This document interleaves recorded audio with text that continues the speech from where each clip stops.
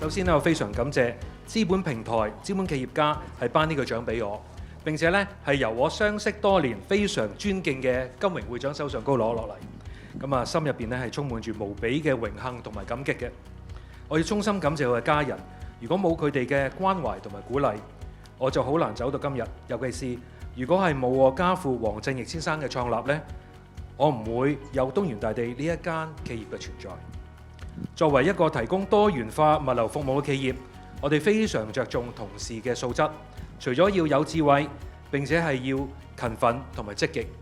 所以我要感謝我嘅團隊，我可以得到呢個榮耀呢，係靠佢哋嘅支持。我只係一個領航員，一個大鬧鐘，為公司設定方向之後呢，就不停咁樣提醒大家，通過努力同埋協作呢，企業至能夠茁壯成長、持續發展。同時，我更加要感謝公司尊貴嘅客戶，得到佢哋嘅信任同埋支持呢，公司只有機會去證明自己嘅實力，累積寶貴經驗。更重要嘅呢，就係有飯開。最後，我要感謝一眾我人生當中指導同埋幫助我嘅前輩同埋朋友，讓我可以成長成為今日嘅我。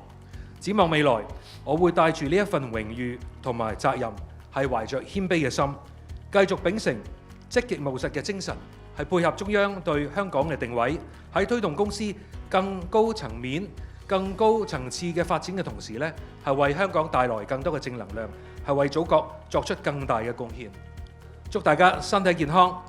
家庭幸福，事業興旺，新年進步！請大家以後多多指教，多謝。